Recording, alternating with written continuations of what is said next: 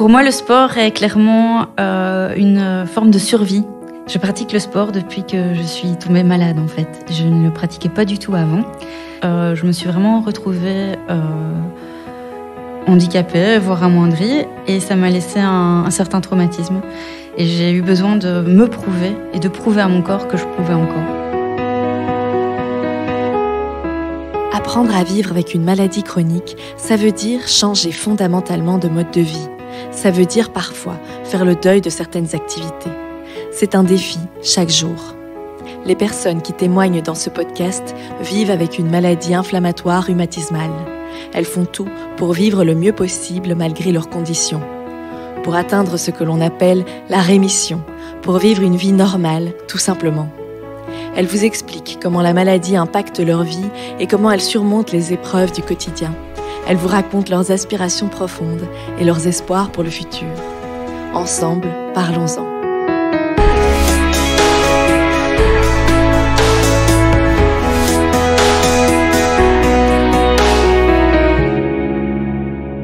Alors, je suis Céline Leroy, j'ai 37 ans, je suis atteinte de spondylarthrite ankylosante depuis mes 21 ans et je suis infographiste. J'ai eu des phases qui ont été très, très, très compliquées. Quand je suis tombée malade, j'ai pas accepté ma maladie. On n'accepte pas d'être malade à 21 ans. J'ai eu 2 ans d'errance médicale compliquée, donc ça a été vraiment psychologiquement très traumatisant. Aujourd'hui, j'en parle très facilement autour de moi de cette maladie, mais je n'en parle que depuis 3 ans, pas plus. Et c'était pour moi un sujet tabou. Je me sentais emprisonnée dans une enveloppe dans ce corps sans pouvoir en sortir, emprisonnée avec 2 jambes qui ne me suivaient pas quand je le voulais. J'ai vraiment souffert, surtout la dernière année avant le traitement. Même pour aller aux toilettes, c'était un combat.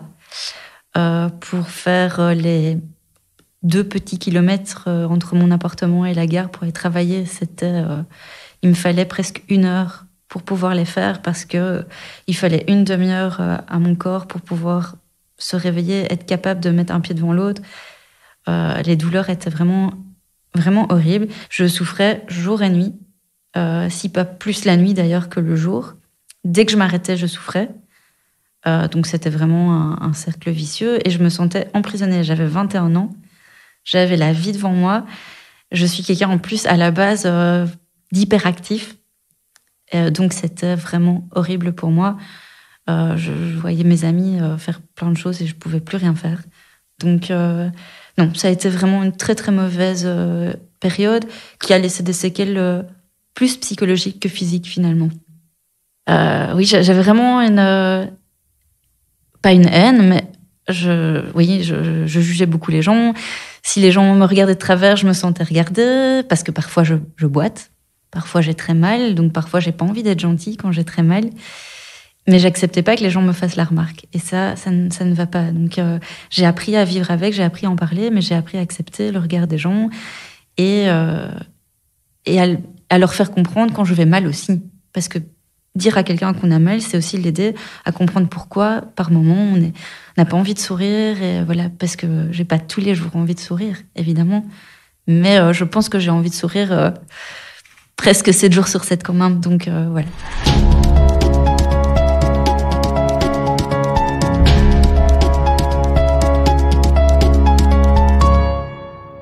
Le premier symptôme, c'était une forte douleur dans la fesse, en me levant un matin. Je venais d'emménager avec mon compagnon de l'époque. Je me suis dit, voilà, sûrement le déménagement, j'ai dû me blesser. Le lendemain, j'avais toujours très mal et la douleur a continué. Je me suis dit que j'avais une sciatique. J'ai été voir tout simplement un médecin traitant qui m'a prescrit un anti-inflammatoire quelconque pour une sciatique. Et puis la douleur est passée. Et puis quelques jours après, la douleur est revenue, mais dans l'autre jambe. Bon, je me suis dit, tiens, c'est vraiment très étrange et tout. Puis la douleur n'est plus jamais partie. Et elle a continué, elle s'est aggravée.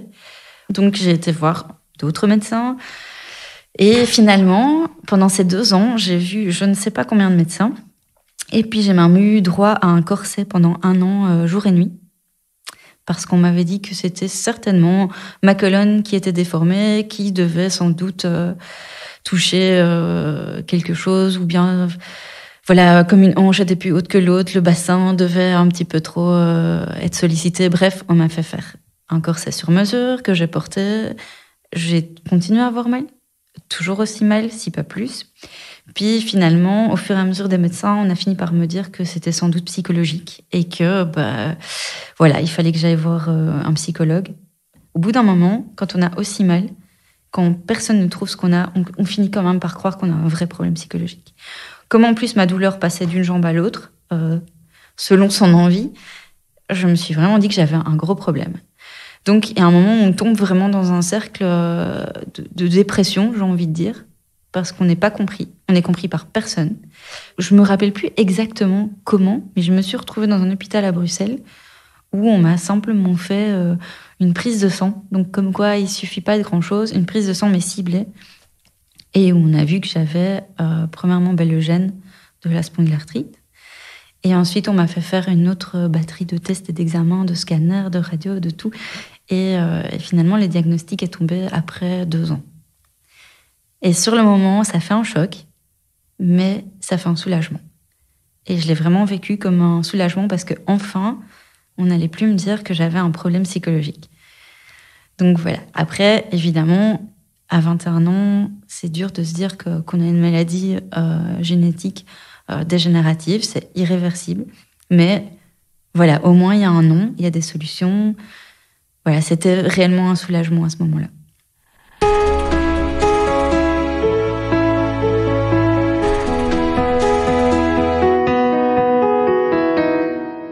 Je donne au sport dans ma vie une très très grande place, très importante. C'est presque la moitié de mes journées qui est consacrée au sport, en fait. Déjà, je pratique le vélo. Bon, dès le printemps, je roule environ 5 à 6 jours semaine. Et généralement, mes sorties sont de minimum 1 heure à 8, 9, voire 10 heures par sortie. Je pratique le sport depuis que je suis tombée malade, en fait. Je ne le pratiquais pas du tout avant. Je le pratique depuis mes 23 ans à peu près, de manière assez intensive, en fait. Pendant les 2 premières années d'errance pour trouver ce que j'avais, pourquoi j'étais malade, j'ai marché très peu, vraiment très peu. Je me suis vraiment retrouvée handicapée, voire amoindrie, et ça m'a laissé un certain traumatisme. Et j'ai eu besoin de me prouver et de prouver à mon corps que je pouvais encore. Donc j'ai commencé le sport d'abord pour ça, en fait. Donc c'était vraiment un défi face à moi-même. Je voulais prouver au monde que moi je pouvais encore. Et je pense que ça me donnait encore plus de hargne parce que je me suis inscrite dans un club sans jamais dire que j'étais atteinte d'une maladie. Et alors, c'était pas une bonne idée parce que je courais 6 jours semaine et je voulais absolument faire de la course de fond. Donc, c'est tout ce qui est long, marathon et au-delà. Et donc, je m'entraînais vraiment beaucoup. Ce qui a eu quand même de mauvaises répercussions sur mes hanches. Ça a abîmé un peu mes hanches quand même. Dans le cas de la spondylarthrite ou en tout cas de maladies où les hanches sont touchées, l'idéal, c'est un sport porté. Et donc par là, j'entends de la natation, du vélo, voilà, ce genre de sport. Et j'ai découvert vraiment une passion pour le vélo. Je suis dans un club où il y a des personnes qui ont plus de 70 ans qui font du vélo tous les jours.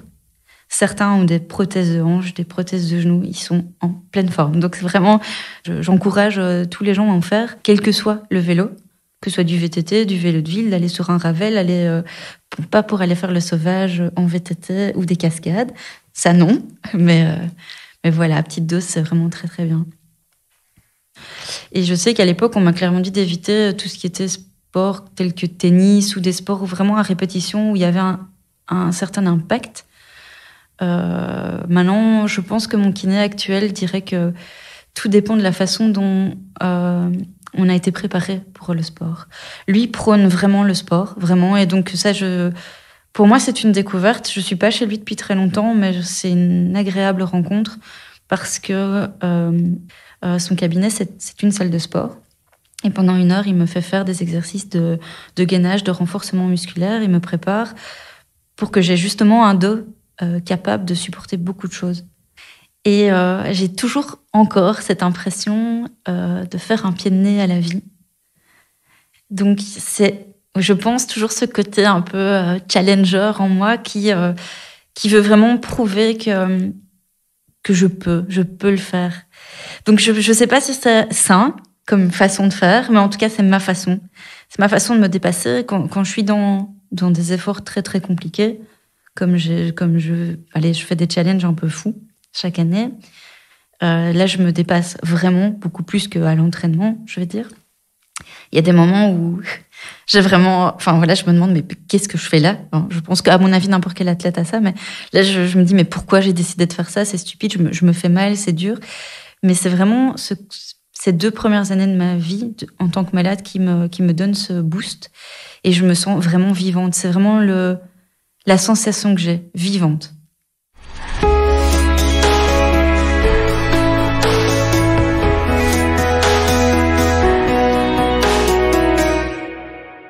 Au jour d'aujourd'hui, je vois toujours mon corps comme un ennemi. En fait, mon esprit est mon allié, mais mon corps, justement, ne l'est pas. Et je suis en permanence en lutte. J'ai en permanence... ces passages, je m'en sors très bien, je fais beaucoup de sport, j'arrive à faire encore beaucoup, beaucoup de choses. Mais je me rends bien compte que ce corps est une cage.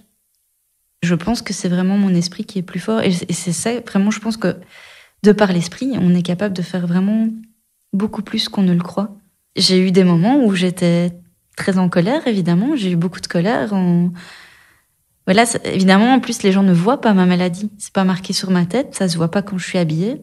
Donc, c'est aussi difficile parce que des fois, j'ai envie que les gens comprennent que je suis pas bien. Mais voilà, je vais mettre un spot sur ma tête. Donc, voilà, oui, c'est un chemin de vie, c'est une discipline, c'est... Oui, de l'amour pour moi-même, oui, parce que de toute façon... il faut que j'apprenne à m'aimer comme je suis.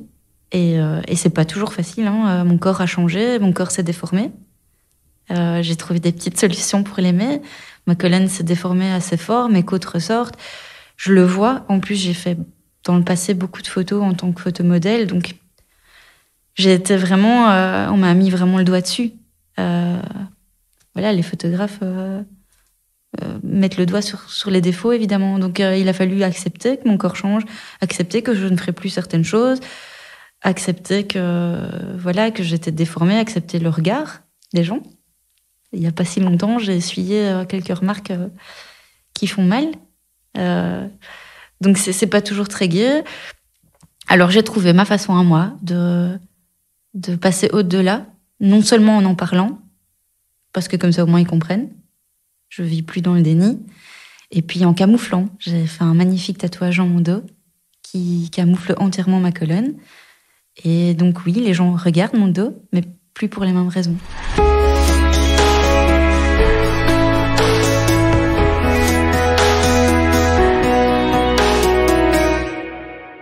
J'ai pris conscience de ce qui était bon ou pas pour moi. Le matin, je me réveille et voilà, j'analyse. Qu'est-ce qui fonctionne aujourd'hui ? Mes 2 jambes me font pas mal. Ok, j'ai un peu mal au dos. Ok, j'ai un peu mal ci, mal là. Mais qu'est-ce que ça va m'empêcher de faire ? Rien. Ok, alors aujourd'hui, je fais ça. Si maintenant, je me réveille un jour et j'ai très mal, parce que ça arrive, ce jour-là, je vais pas aller faire de vélo. Parce que ça sert à rien non plus d'exagérer. Si mon corps me dit à un moment stop, c'est qu'il y a quand même une raison. Mais il faut apprendre à gérer cette douleur. Moi, je pense qu'il faut aller là où notre corps nous permet d'aller. Et s'écouter. Je me suis pas assez écoutée dans le passé, je l'ai payé, maintenant je m'écoute beaucoup. Je suis un peu dans cette idée de... Je vis à 100% et j'essaye de vivre au jour le jour. J'évite au maximum de regarder à ce que sera fait demain. Je sais que j'ai un corps qui est intérieurement plus vieux que quelqu'un d'autre. Ça, j'en prends conscience. Mais il m'empêche pas de vivre, en tout cas. Et il m'empêche pas de profiter. J'ai envie de pouvoir me dire que si demain tout s'arrête, parce que pour X raisons, mes hanches me lâchent, ou ma colonne me lâche, ou peu importe, je ne sais pas ce qui peut arriver, j'ai envie de ne pas devoir regarder en arrière avec des regrets. Que du contraire, en fait.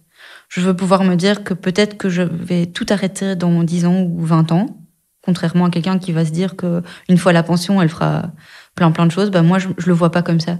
Moi, je veux faire les choses maintenant. Et si tout s'arrête à 60 ans, eh bien, tout s'arrêtera à 60 ans. Mais j'aurai pas de regrets, en tout cas. Je vis dans un moment beaucoup plus présent qu'avant. Et ça, oui, ça a changé tout à fait ma personnalité. Mais en bien, je pense. Je me préfère maintenant, avec tout ce que j'ai, malgré mes bobos et mes déformations. Je préfère la Céline de maintenant à la Céline d'avant. Elle est tout à fait différente. Elle va à l'essentiel, je pense, maintenant.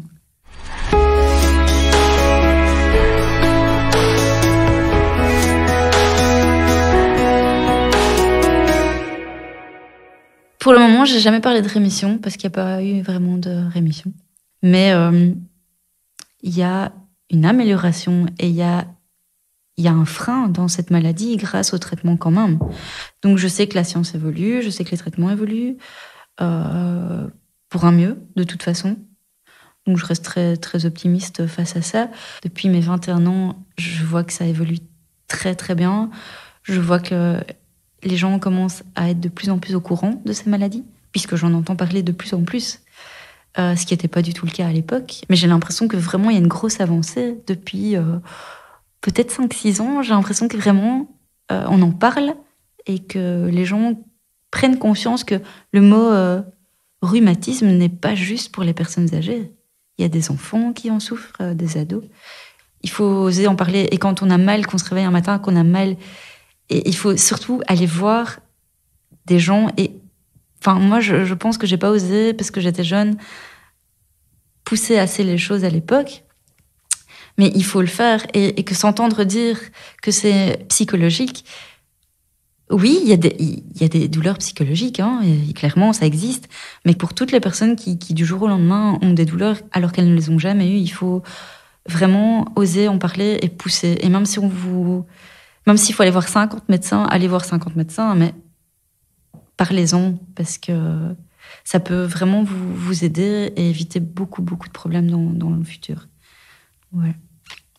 Moi, j'ai été super contente qu'on m'ait contactée pour participer à ce podcast, parce que justement, c'est en parlant qu'on ouvre l'esprit des gens, qu'on fait comprendre les problèmes, autant aux patients qu'aux médecins, parce qu'en tant que médecin, peut-être le médecin ne se rend pas toujours compte du parcours du patient. Certains médecins peut-être ne sont pas au courant de l'évolution de certaines maladies. Pour moi, plus je vais en parler, et mieux ce sera. Et c'est vraiment ma mission, en fait, c'est de pouvoir en parler à un maximum de personnes, de faire un maximum de bruit pour faire parler clair un maximum, pour faire découvrir, parce que je pense que ça peut être d'une grande aide pour tout le monde. Donc ce podcast était vraiment pour moi une opportunité de parler de mon parcours de vie, mon parcours sportif en tant que patiente. Et voilà, j'espère pouvoir peut-être aider des gens qui sont dans cette errance, comme je l'ai été au début. Et pour d'autres, simplement leur faire découvrir ce qu'est la spondylarthrite, parce que ça reste encore un peu inconnu. Mais voilà, je sais qu'on en parle de plus en plus et c'est d'autant mieux. Si vous souffrez d'une maladie rhumatismale inflammatoire, sachez que les traitements évoluent constamment. Peut-être existe-t-il un traitement qui vous permettrait de vous sentir mieux et même d'aller bien. Nous vous invitons à faire entendre votre voix auprès de votre médecin. Parlons-en est un podcast réalisé par AbbVie en partenariat avec l'association de patients Claire.